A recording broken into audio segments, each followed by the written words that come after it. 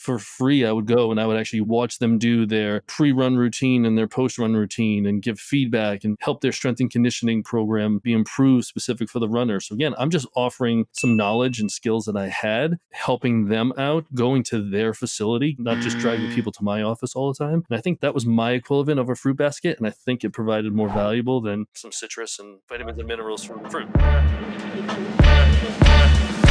Kick it.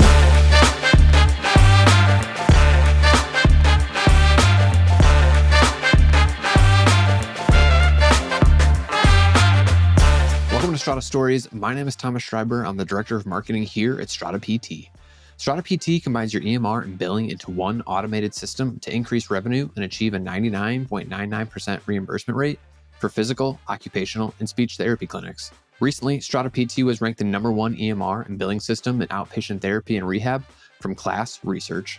On today's episode, Paul Singh, the CEO of Strata PT, talks with Michael Silva, a PT business coach and consultant. Paul and Michael dive deep into the world of referrals and how to create relationships with non-physicians such as trainers, coaches, and massage therapists, how to build a referral network from existing patients, and lastly, how to deliver the modern-day fruit basket of value to any potential medical provider. If you'd like to learn more about Strata PT and see how our EMR and billing works, head over to stratapt.com to book a demo. Now, without further delay, here's today's episode. Let's talk referrals, man. So, how are you supposed to make friends with like chiros and orthopedic surgeons and everybody else in between? What do you do? What do you do? Just start buying people Starbucks gift cards? It's that easy, right? Well, yeah, old school is deliver like fruit baskets and bagel platters to everyone. Right? at least the Dutch will use, just as you're talking about referrals and PT, like I've been doing this a long time and I'm just remembering back where it's like they're sending flower baskets and fruit baskets and sandwich platters to physician offices. And they think that's just going to like get your referrals. Like I remember being before I started my practice, working in bigger practice. And that's what they did. They would just send gifts and then that was it. They didn't even try to talk to them about, hey, what are you looking for in a referral source for PT? How can we help? How can we be an assistance for you?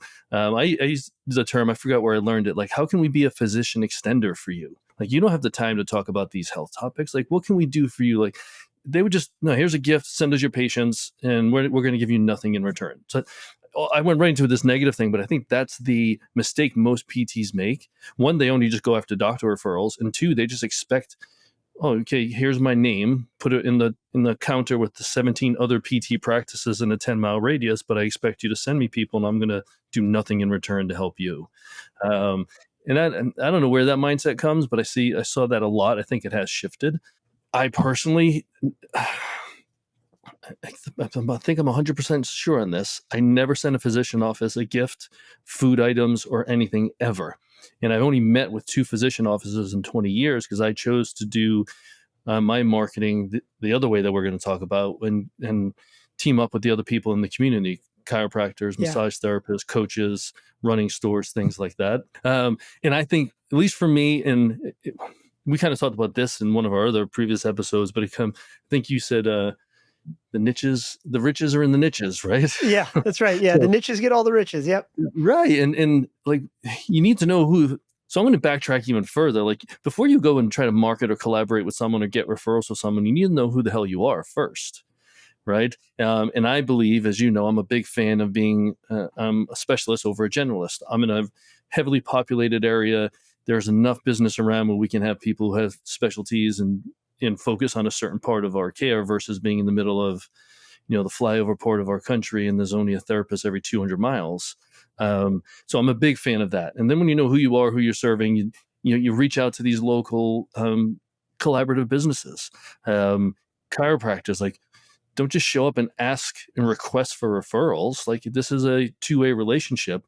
Let them know try to get to know them, first of all. Like, I've met with people in the community who I thought I was going to have a collaboration with, and I realized I don't believe in what they're doing. I don't, they're selling snake oil. I'm not sure what they're doing, but I'm not going to refer that way. So I just didn't waste my time and energy there. So if it's a good collaboration, there's a mindset that's pretty, I'm losing my train of thought here. But if you're on the same wavelength with how you're approaching your care with your clients. They're in your area. They can be a referral source for you. You can be a referral source for them. Let them know the value you can provide to them and how you can help them extend the value of their practice. Every time I've asked somebody about this, in public, I'm like, "Hey, so why do you refer patients here or there?" The answer I get in public is almost always the same. It's, "Well, I think that PT or that OT or whatever, I feel like they can give my patients a better outcome." It's always that, which maybe I'm too much of a blood-sucking capitalist or something, I don't know, but that doesn't seem like enough because I don't know, this is you're basically referring somebody to somebody else, and you're taking a pretty big risk because if that doesn't work out, you just took a brand hit, whether you can measure it or not.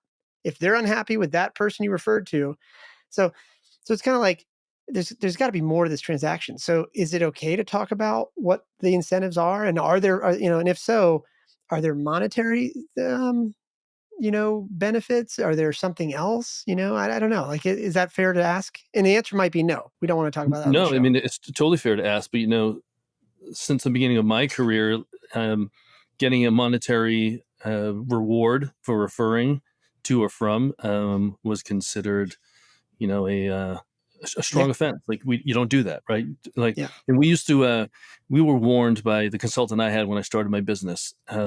Don't waive copays just willy Ah, nilly. Because if you're audited, they could say, "How come yeah, every time Dr. Singh sends you a patient, you're waiving their copay?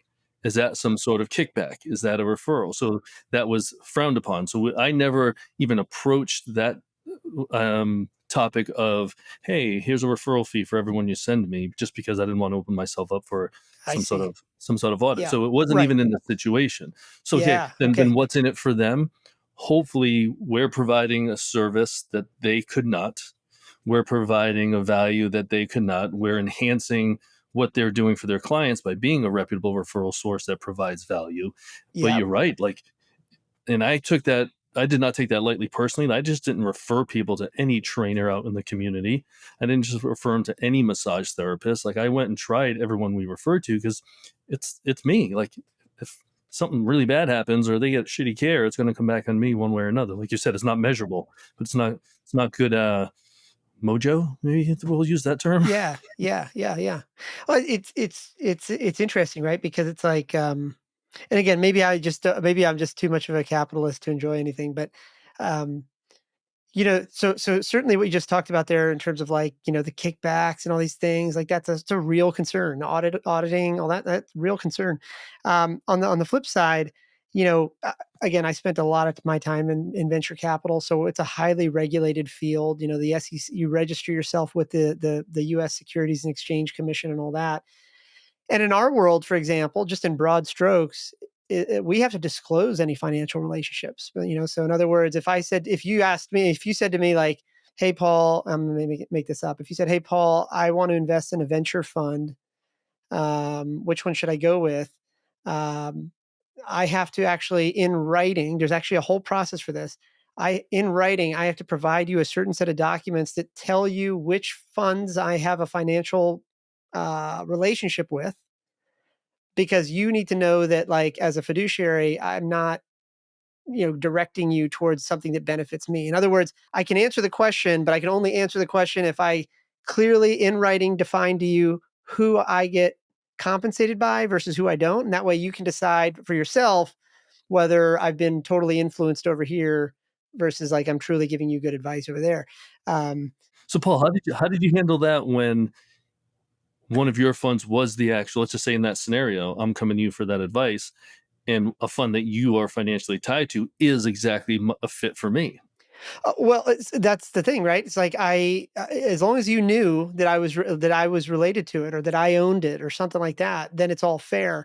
The tricky part, these rules were enacted decades ago by the SEC, but what was happening is that if you go back way before venture capital, generally speaking, what would happen is you had these brokers, and so you might go to a broker and say, "Hey, I want to buy 100 shares of IBM," and they might then route that purchase through an intermediary that they get a kickback from, as opposed to this. And so now what you think you should have paid for 100 shares of IBM, maybe you were paying 110% without even knowing it.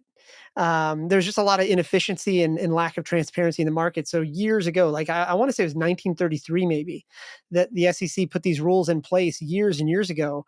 And then that translated into a lot of other industries. So like when you bought your home, you had like a HUD-1. There's all these federally required pieces of paper you got to go through, and financial disclosures and things like that. So it's a real thing. But the flip side of this though is that referrals are kind of how the world works as well. And so what's interesting is that like, and I'll just use like, I don't know enough about the practice ownership side, but I'll just use myself as a patient as an example. Statistically, because I run so much, statistically, I probably go to my PT twice a year for something.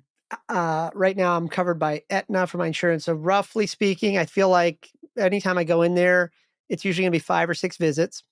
I live in Virginia, and for whatever reason, that usually works out to be about $100 in insurance reimbursement plus about a $20 copay for me. Mhm. So napkin math, let's just say 10 visits a year to my PT. For napkin math, this is not exact, but let's say $120 total per visit. So 20 copay and 100.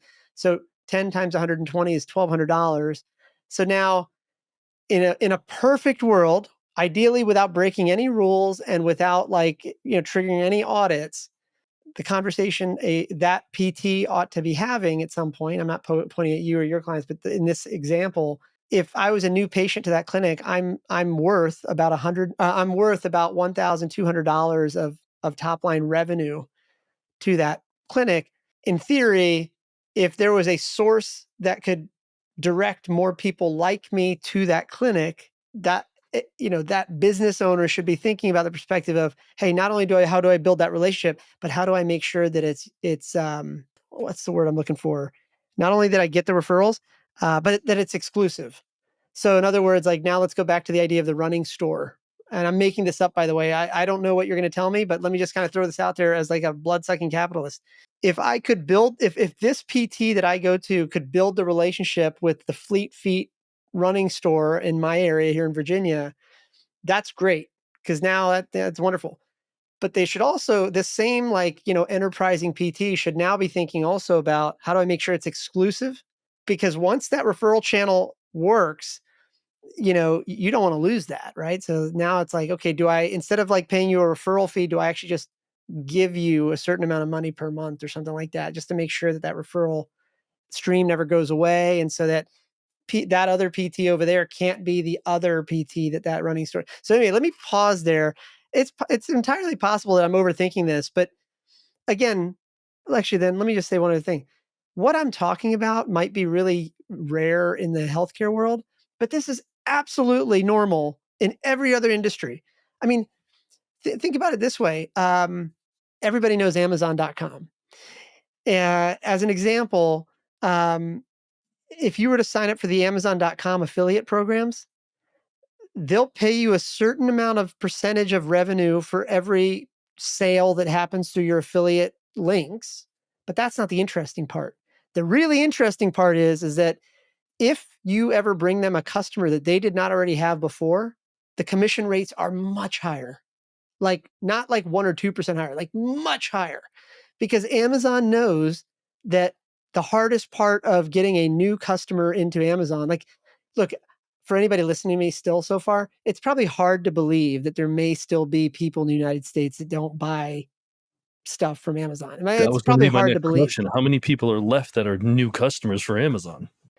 Well, the way to think about it is like for you and me as two old dudes on the internet, all of our friends have been buying on Amazon for years, right? But in this context, what we have to remember is that every single day, somebody somewhere in this country is now turning 18 years old or just moved into college and needs to buy their own toilet paper.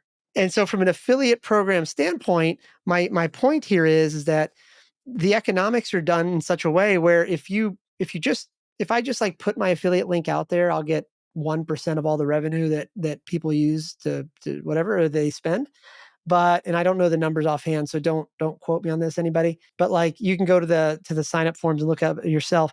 But if for whatever reason, if a new um, if somebody uses my affiliate link and it's the first purchase that they ever made from Amazon because it's a totally new email address or whatever, the commission rates are much, much higher just for that initial transaction because we just help them acquire a new person. And all the rest of the marketing wheels will then keep that person coming back to buy more and more and more. Right, right. And Totally so when makes I sense. think about PT or just healthcare in general, this is the idea that I've never really been able to shake is this idea that if more practice owners started to think of themselves as patient acquisition companies, the economics and the profitability of their own practices would skyrocket.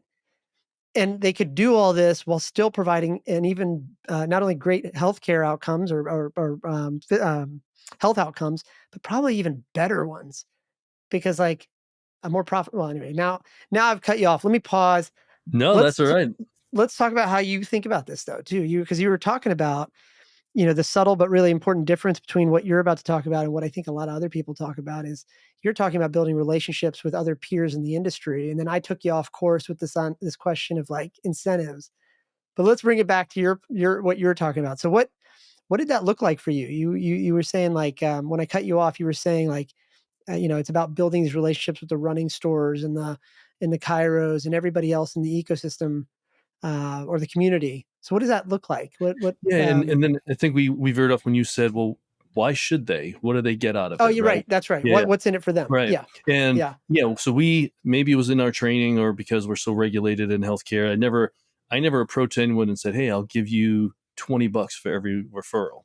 So what I did instead is I offered my services and expertise at their facility. So I was going to go to the running store because I had good relationships with a lot of different running stores. I put on free clinics at their store. I provided a value to their customer for free.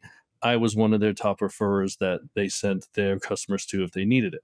Now, I never went and asked for exclusivity because when I walked in, before I was even known in the area, I walked into the stores and I see other business cards in there.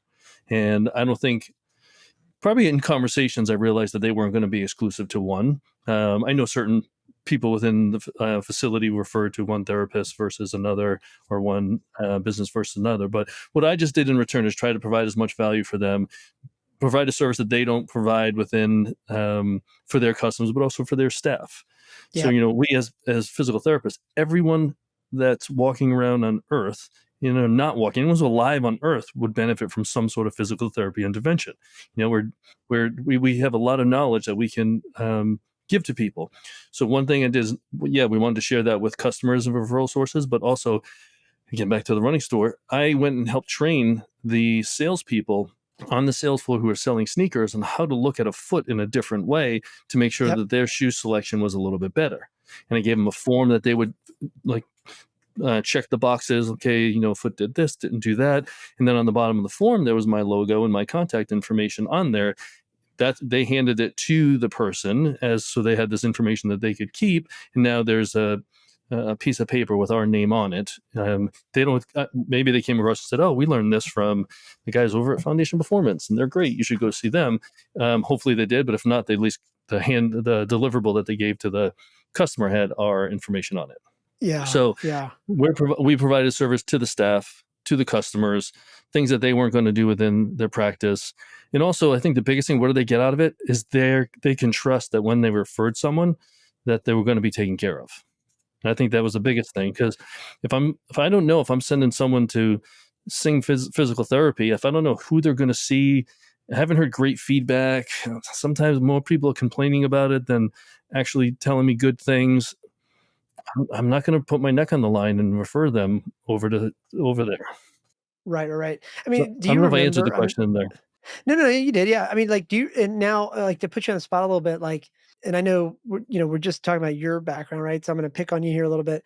Do you remember, like, if you can go back in your mind's eye, um, just at a high level, what were your primary referral sources? Like, was it like just as like high level percentages? Was it like mostly running store? I'm going to make this up. Running stores and track coaches, or like what were like maybe the top 3 or 5 like sources, for you?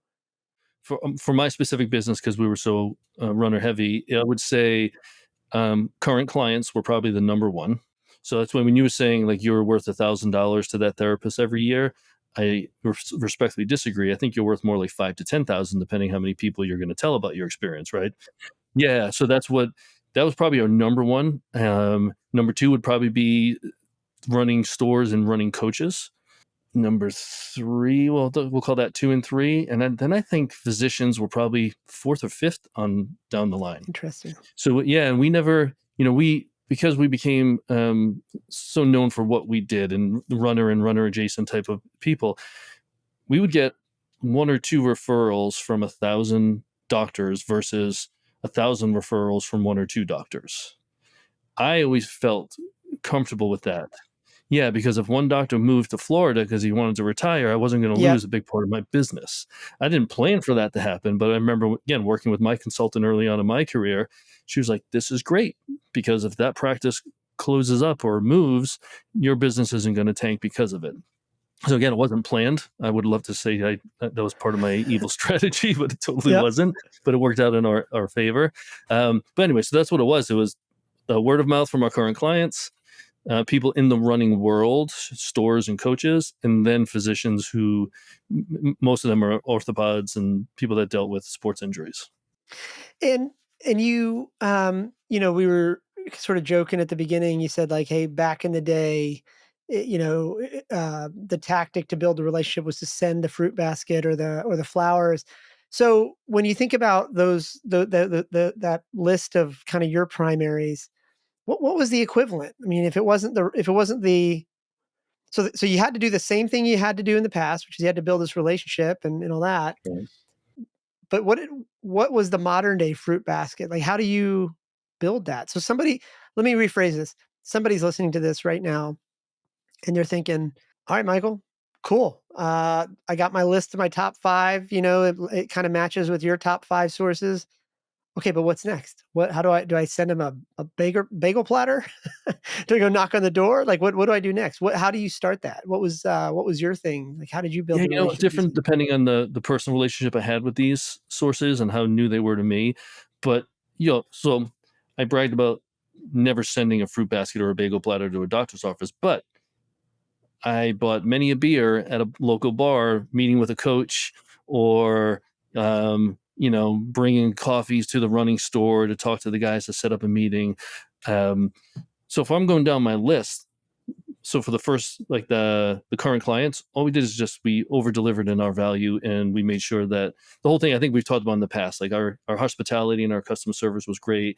We delivered results, we made them feel special, they liked us, they had fun, we had a fun energetic environment that we didn't even have to do much. And then, yes, okay, here's a t-shirt, thanks for the referral, here's a gift certificate for massage with our massage therapist, like your name came up twice this month as a referral source, thank you. So we would thank them in little ways, or take a class for free, this one's on me, whatever it is, just like small gifts that way. And then um, just again with the other referral sources is providing something to them in return and nourishing that relationship by showing up and doing free injury screens at a running store, showing up and do a free strengthening class for runners at a running store, going to the high schools like for free. I would go and I would actually watch them do their pre-run routine and their post-run routine and give feedback and help their strength and conditioning program be improved specific for the runner. So again, I'm just offering some knowledge and skills that I had, helping them out, going to their facility, not just dragging people to my office all the time. And I think that was my equivalent of a fruit basket, and I think it provided more valuable than some citrus and vitamins and minerals from the fruit. Yeah, yeah, yeah. Absolutely. Um, and like again, I'm gonna just kind of keep pressing for info because until you tell me otherwise. But like, again, I do this not just because personally I'm a nerd, but also like I just somewhere out there listening to this is somebody that is just trying to figure out how to take what you just said and turn it into action. So like when you think about so let's just unpack a little bit. So for example, you said you might go into the store, bring some coffees, and then try to build a relationship. You were running your practice at the same time as and you had to think about cash flow and you had to think about expenses and all that. Did you back then have like a number in the back of your head? Like, were you like, so on like on the levels of sophistication over here on the totally sophisticated side would be like, I think that running store could be worth this many people. So I'm going to spend up to $200 in food and stuff to build a relationship. And then Yeah. all the way on the other extreme of sophistication is like, I don't know, I'm just going to buy 3 cups of coffee and we're just going to walk in. And, in other words, like, did you think about like budget, or how did you think about budget? Because you got to spend some money now to kind of make these things happen. Um, what did that look like for you? Embarrassingly, I'm on that I'm just going to buy a few coffees and see what happens side of That's not things. embarrassing. No, I mean, But I yeah, didn't have a strategy, and I had a very low. I didn't even have a budget for marketing or advertising because I did very, very little because our current clients, I focused on the 80/20. Like 80% of our revenue came from 20% of our clients. So we just made sure we kept delivering and nurturing that. And then with these referral sources, it never cost me much except my time. So at first, I didn't have the time, but I made it. Like I put in 14, 15, 16-hour days sometimes because I was treating patients all day and then went and did a free class at this store, went and met someone over here for a beer to get more referrals, whatever it is. But it was never, I don't think I spent more than $1,000 a year in marketing or advertising. that's it right there. That's cool. Yeah, that's really great. But I might have spent 1,000 hours of my time. And yes, if you want to put a number to those hours, but I enjoyed it. And also what I found out too, like people will refer, yes, you got to be good at what you do, but you got to be likable. Like they're not going to refer to a pardon my French, if you're an asshole. They're just not. I don't care how good you are. Some surgeons can get away with it because they're that good, and like it's hard to replace an amazing surgeon. Um, but you just have to be likable. And I think I just made myself a chameleon. If I'm talking in front of a group of coaches, I behave, talk, and act like a coach. If I'm at the running store, I'm behaving and talking and acting more more like the runner. If I am talking to a chiropractor or a healthcare professional, I'm acting a little bit more like the healthcare professional. And I just I just tried to be likable, tried to listen to them, make sure they were heard, validated, and understood what their needs were and what their frustrations were with other therapists, and tried to ensure them that that's not what we are, and just had a conversation. It's just, I mean, I'm going to sound like a hippie, but I just connected with people. Like, what do you need? Like, what are you looking for in a referral? Because we want to be that person. And just, I think it seems too simple the way but that's all I really did. I don't have any marketing training, and no one told me to do these things. I don't know why I did them. Well, like this, uh, uh, what I'm about to share is probably more abstract and probably a different episode that we can talk about. But something you just said there is so powerful, and yet, and it's so out there in the open, and yet probably the biggest mistake I see almost every type of business owner make, not just in the healthcare or PT space, but just across all business. And you said, and that is that like it's simple. Business is supposed to be simple. It's like there's no extra credit in business for doing hard things. It's not like the gymnastics routine at the Olympics, right? You do something extra hard, you're going to get extra points. Here, the thing is, like everybody overcomplicates business. The truth is that you know if you can kind of keep it simple and really make an effort to understand what people want, then really the outcome of that is not a successful business. It's actually the stepping stone to what I'm about to get to is a successful business. But what actually happens here is you're building these flywheels. You're building these flywheels. So it's like when you think about, even like what you were doing with the patients, and how to, give, like when we think about what we want them to have such a good experience and such a good outcome that they go tell 10 of their friends. The outcome of that is not just a more successful business. It's that you've created a flywheel because now let's say they bring in 4 more patients. In theory, now those each of those 4 could potentially bring 4 more. And that's the thing we don't really talk about a lot in business, at least that in my experience, we don't talk about that because instead we talk about we sort of like high five other business owners when they do hard things, which has like the opposite effect for people that like you're sitting there thinking like, huh, this is so simple. Like, shouldn't it be harder? When in fact more people should be listening to this, you know. Actually, to say it a little bit differently, um, I've little segue here.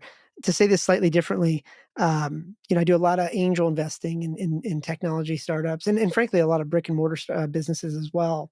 And just to not to show off, but to just show the size of the data set. We have about 3,200 investments, my wife and I, and stuff like that. A couple of years ago, we went to go look at why companies fail. Why do tech companies fail? Why do brick and mortar pizza joints fail? Because we had all the data. So we're like, what the hell happened? All right. So here's what's interesting. My first assumption was what everybody else thinks. Well, the business ran out of money. Well, turns out you have to kind of like separate symptom from the problem, right? The symptom, in other words, actually, let me say it a different way. The problem was they ran out of money, so they shut down. But something upstream happened. And we never really paid attention to that until we got a couple interns here for a summer to like go dig into the data and figure it out. So here's the interesting part. The outcome of a company failing is actually the result of something upstream. It's almost always the fact that when times got difficult, these business owners would do what was easiest for them given their skill set rather than what was most important for the business. So I'll use a cliche example just to make the point. Let's say you had a technical founder, somebody that was really good at like coding, really loves like database design, and that was how they got the business off the ground. Well, that's cool because that's why they got the business started, right? But then you wonder why 18 months later, why did they run out of money? Well, if you actually, because we have access to everything in their business, if you actually look at what they were doing 90 days prior, when they knew that the end was coming, when they knew that they couldn't make payroll anymore 90 days out, if you just looked at their calendar, if you looked at like the audit logs of what they were doing, the code they were writing, they should have been calling 20 potential customers a day, but Right. instead they fell into the trap of, it's probably not working because I didn't build the right feature. And they would just go back to what they know. And so the poorly articulated thing I'm trying to say here is that in the context of healthcare and practice ownership, when I see practices fail, more often than not, it's a very similar pattern. When visits started to dry up, they, instead of actually focusing on going upstream and asking themselves truthfully, why is my arrival rate lower than it should be, they'd focus on something else, something they were probably more comfortable with, which was just spending more time with the patients. It's their rational brain really hurt them there, or Right. maybe And also upstream that's the their issue comfort was zone, right? You right, can try to say right, that's what they're comfortable with. I'm just going to right. treat more patients because I got to bring in the money. Whereas they're That's not exactly going up, right. yeah, and they're putting a band-aid on a symptom and they're not getting to the heart That's of the right. problem. Yeah, Part of the 100%. part of the reason I was so excited about doing this episode with you is because I want to make this assertion that practice, and I'm going to say this as a like a just as an assertion, and then you can like totally shut me down. I would argue that regardless of where you are in the life cycle of your practice, the assertion I would make is that a practice owner at almost at all times should be spending 20% of their working hours building referral relationships. Agreed. Absolutely. Like I should just be able to look at your Google Calendar or whatever calendar you use. I should be able to just see it.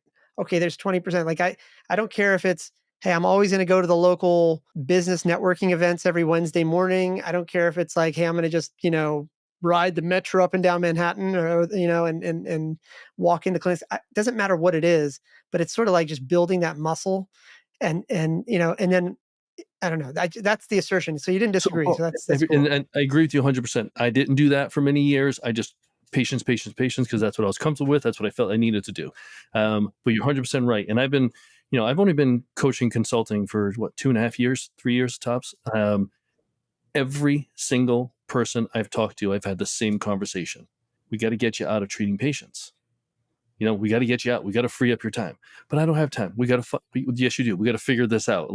And just having these strategic conversations, a lot of them are emotional conversations. Well, we're getting like why they're so scared to work on the business and do these things. And if they're really that bad or that scared at it, then let's hire someone. Let's bring someone in Yeah. that can do that for you. Right. Yeah. But it's hard in these type of practices.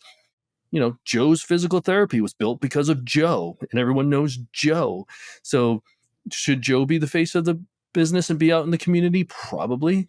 But if Joe can't public speak and can't put a complete sentence together in front of a group of people, and he's not going to do the business any justice, then maybe you got to bring someone in who does like that. But yeah, every single potential client that I've talked to in the past 3 years, I've had that exact conversation with.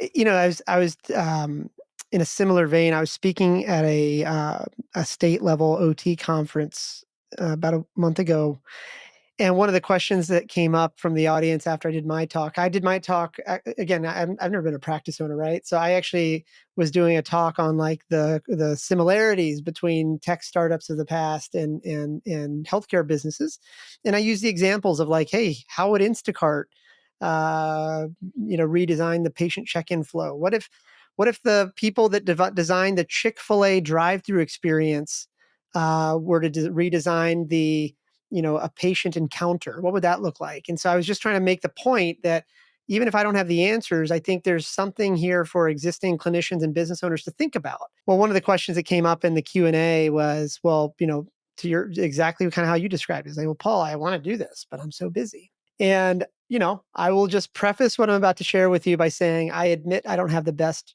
bedside manner. I admit I'm probably not the best person I'm not a great teacher, right?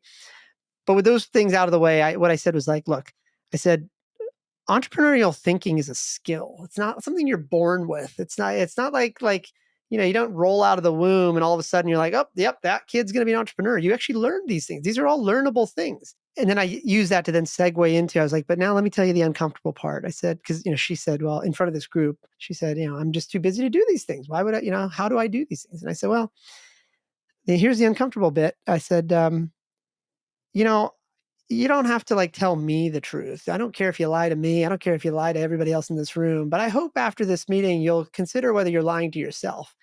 Because the thing is, if these businesses were truly this impossible to run, then by definition, there would be no successful PT or OT practices in this country. So the fact is, we can all agree that is not the case, that there are some practices that have gone on to build multi-location, cash flow machines for people. So really the question, the rhetorical question you have to ask yourself is do you enjoy complaining about it more, or do you truly want to fix it? Because if it's the latter, do it. At least just admit it to yourself that, hey, it's just more fun to navel gaze and make, complain. Or on the other hand, ask yourself, how is it possible that, I don't know, pick whatever, practice owner that you look up to. I said, maybe it's worth asking yourself, like, what did they do exactly? Because clearly they have the same 8 hours in the day or 20 hours in the day that you do. Right. So, but they chose to spend that time slightly differently. But there is a path out of this, and so the blunt thing I ended up leaving her with in front of this group was I just said like, look, once you're ready to at least make that mental jump to like, hey, this is possible. It's clearly possible for other people. Then that's when everything unlocks, because then you go to a coach and say, what do I do with this extra hour? Or you go to like whatever. So anyway, let me pause there because I don't want to like turn into like the Indian Tony Robbins here or something like that. No, but no, you bring up a great point, and I think especially nowadays, and I'm sure you and I have discussed this in the past, everyone's just loves to bitch and complain about healthcare and point fingers at why they're not successful or why they can't do this. And yeah, you have to take a hard look at yourself. And sometimes even before you get a coach to say, okay, I freed up an hour now, what do I do with it? Sometimes you need someone to sit down and look at your life, your schedule, like, no, this is where it is. And yeah, and everyone will just lean. And what's the I've got a meme somewhere that I use in some of my talks that I do. It's like there's a politician up on a stage and it says, who wants change? And everyone's hand is up. And then the next picture is, who wants the change? And everyone's hand goes down. Right. Because people don't like, what's the other phrase? The only people that like change are kids with a dirty diaper, and I forget the other one, but you know, but I think if you can't see outside of yourself, you've got to get outside of, okay, I'm worth $85 every PT treatment session. So this is what I got to do. I got to get more patients. I got to do more sessions. I got to make more $85 checks. Then yeah, the business might not grow, and then you might have a reason why your business isn't going to be successful. But it's not. Actually, no, I shouldn't even say that. I don't even know how to say this. Okay, there's an excuse why, but you could have changed it. Yeah, Absolutely. And again, I yeah, think it's whether it's we as PTs all have this, I'm a healer, I'm not a businessman.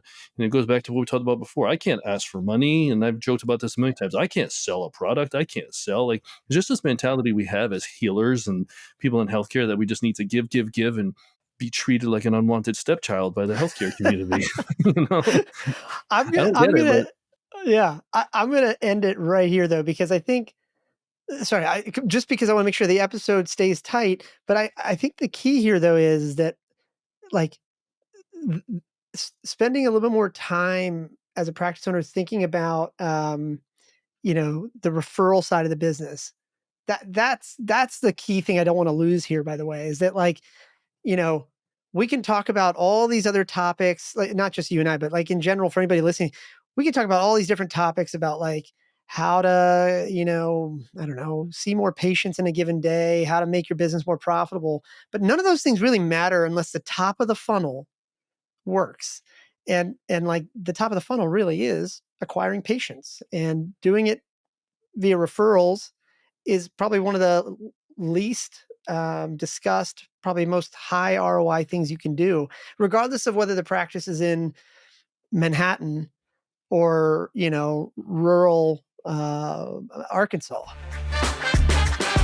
Thanks for listening to another episode of Strata Stories. Strata PT combines your EMR and billing into one automated system to increase revenue and achieve a 99.99% reimbursement rate for physical, occupational, and speech therapy clinics. If you'd like to learn more about Strata PT and see how our EMR and billing services work, head over to stratapt.com to book a demo.